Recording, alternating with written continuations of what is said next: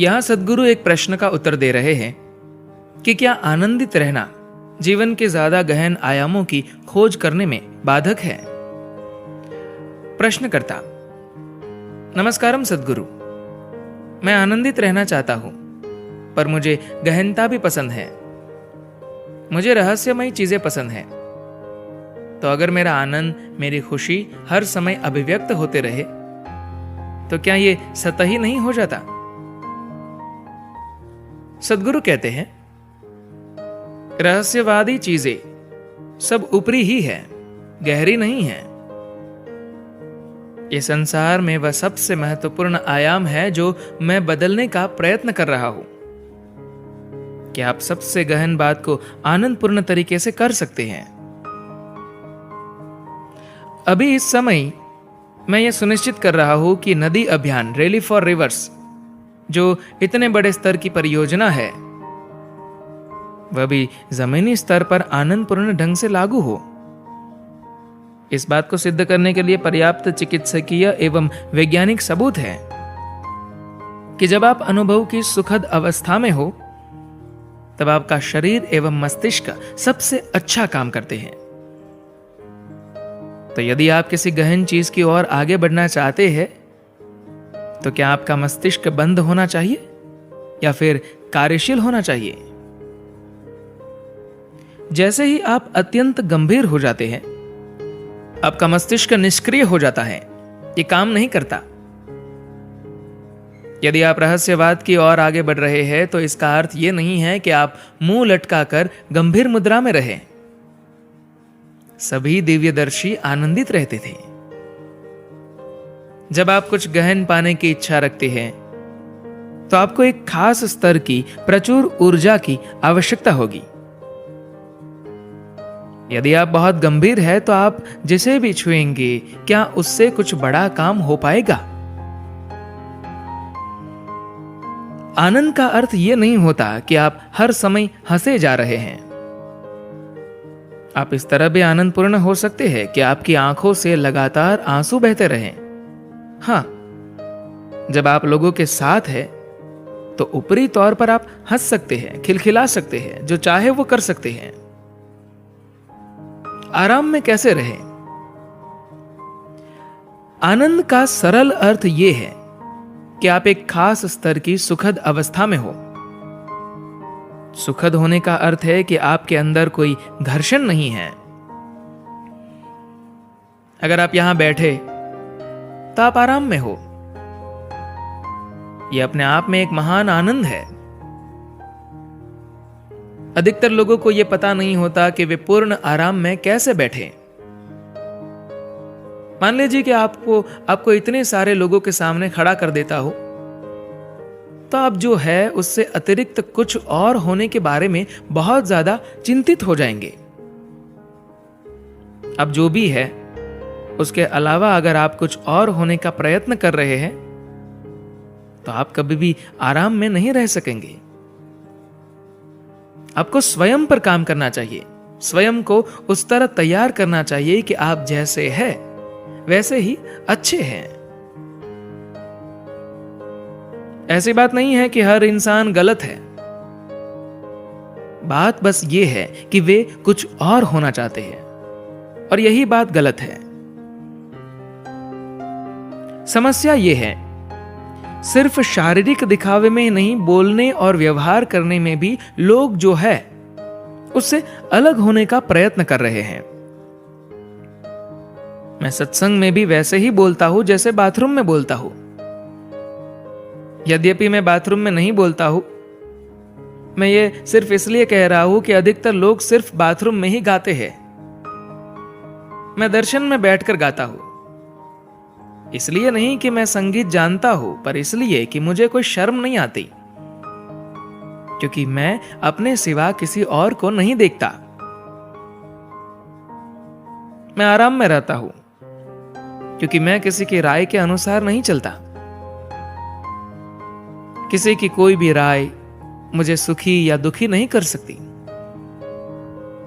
चाहे लोग ये कह रहे हो कि सद्गुरु आप भगवान से भी बढ़कर है, या चाहे वो इस तरह की खराब बातें मेरे बारे में कहे, एक भी क्षण के लिए ना वो बात और ना ये कुछ भी मेरे लिए महत्व नहीं रखती। अब अगर ये सोचते हैं कि मैं ईश्वर से भी बढ़कर हूं तो ये आपके लिए अच्छा है। अगर आप सोचते हैं कि मैं बहुत खराब हूं तो खराब बात केवल आपके मन में ही चल रही है। आप अगर ये सोचते हैं कि मैं अद्भुत हूं तो ये ऐसा इसलिए है क्योंकि आपके अंदर कुछ अद्भुत हो रहा है और ये बहुत अच्छा है। आप सोचते हैं कि मैं भयानक हूं क्योंकि आपके अंदर कुछ भयानक हो रहा है। इस सब से मेरा कोई भी वास्ता नहीं है। मैं इसके बारे में बहुत स्पष्ट हूं। रहस्यवाद का अर्थ पूर्णतः गंभीर होना नहीं है। यह गंभीरता इसलिए नहीं आती कि आप किसी चीज के बारे में गंभीर है। गंभीरता इसलिए आती है क्योंकि आप अपने आप को बहुत गंभीरता से लेते हैं। आप अपने अंदर जिन विचारों, भावनाओं, निर्णयों, राय और विचारधाराओं को पोषित करते हैं उन्हें आप बहुत ज्यादा गंभीरता से लेते हैं। आप अगर मुझे गंभीरता से ले तो फिर आप गंभीर नहीं रहेंगे। हम जिस तरह से भारत में अंग्रेजी भाषा का उपयोग करते हैं, अगर कोई कहे मेरी दादी गंभीर है तो हम यही सोचते हैं कि वे अब ऊपर जाने की तैयारी में है। आप अगर बहुत गंभीर मुद्रा में रहेंगे तो हम ये नहीं मानेंगे कि आप कोई रहस्यवादी है। हम सोचेंगे कि आप उबाऊ है। रहस्यवाद एक खोज यात्रा है। जब आप आनंदपूर्ण होते हैं तब आप अपने जीवन में कोई समस्या नहीं देखते। अगर आप खुशी ढूंढ रहे हैं तो इसका अर्थ यह है कि आप स्वयं एक मुद्दा है। आप अपने लिए कोई उपाय ढूंढने का प्रयत्न कर रहे हैं। जब आप अपने स्वभाव से ही आनंदपूर्ण हो तो आप अपने आप में कोई मुद्दा नहीं होंगे। सिर्फ तभी जब आप मुद्दा नहीं होंगे तब आप बस जीवित रहने की चिंता से आगे बढ़कर कुछ प्राप्त करने की इच्छा रखेंगे। रहस्यवाद का कोई लाभ नहीं है। यह बस विज्ञान की तरह है। विज्ञान के लाभ नहीं होते। लाभ तो तकनीक से मिलते हैं। विज्ञान सिर्फ जानने की गहन इच्छा है। जानने की इच्छा निरा पागलपन होता है। कुछ जानने के लिए लोगों ने अपने प्राण गंवाए हैं।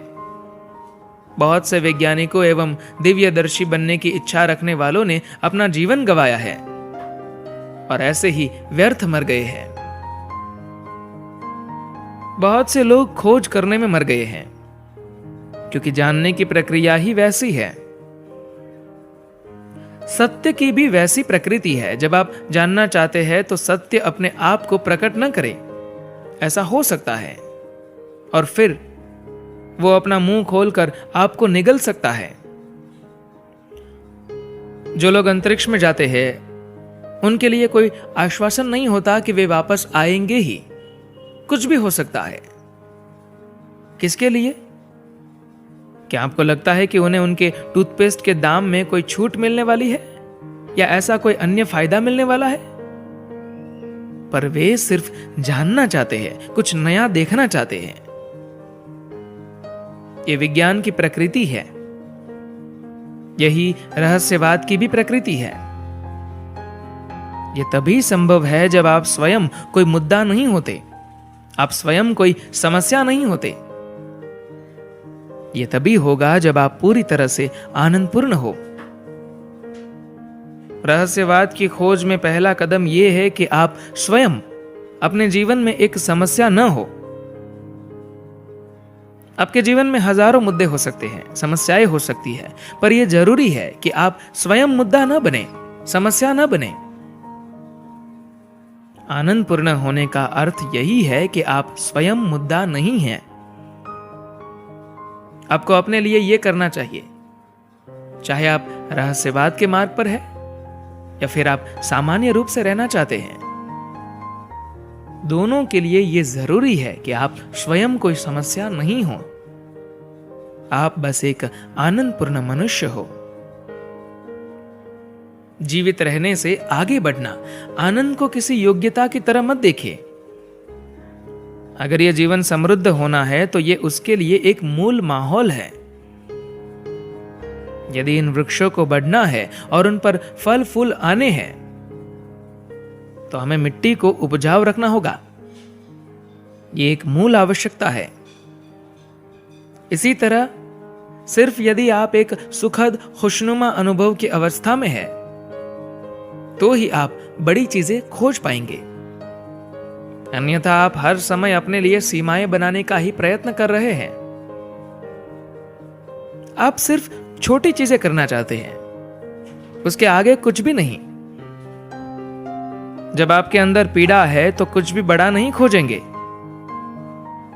जब तक आप सिर्फ पीड़ा बनाने के योग्य हैं, तब तक आप अपने आप को अपंग बना रहे हैं। पीड़ा का डर आपको सीमित रखेगा। क्या होगा?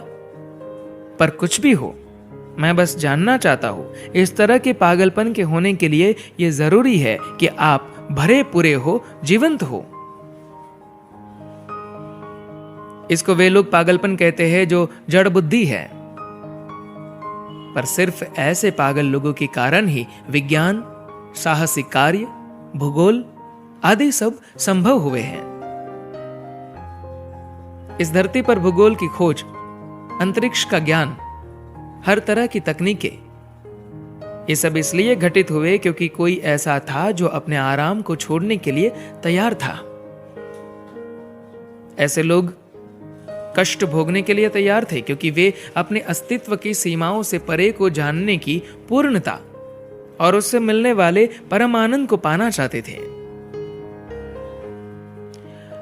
उतनी भूख आपके भीतर तभी आ सकती है जब आप कुछ वर्षों तक स्वाभाविक आनंदपूर्ण अवस्था में रहें और समझे कि वास्तव में आप चाहे जो कर रहे हो, छोटी छोटी चीजें जिनके बारे में लोग इतना बड़ा हौवा खड़ा कर रहे हैं, जैसे नौकरी पाना, काम करना, घर बनाना, शादी करना, 2 बच्चे पैदा करना, ये सब कोई बड़ी उपलब्धियां नहीं हैं। सभी प्राणी ये कर रहे हैं। एक चिड़िया भी घोंसला बनाती है, अंडे देती है, बच्चों का पालन करती है, उन्हें खिलाती है, बड़ा करती है और फिर 15 दिनों में वे उड़ जाते हैं। आप इसके बारे में इतना बड़ा नाटक करते हैं। मानवता के इतिहास में पहली बार आज हमारे जीवित रहने की प्रक्रिया इतनी व्यवस्थित है जितनी पहले कभी नहीं थी। तो अब ये समय रहस्यवाद के लिए है। ये वो समय है जब लोगों को अपनी सीमाओं से बाहर आकर इसके परे क्या है उसकी खोज करनी चाहिए। तो हम सही समय पर हैं। आइए हम इसे संभव बनाए। धन्यवाद।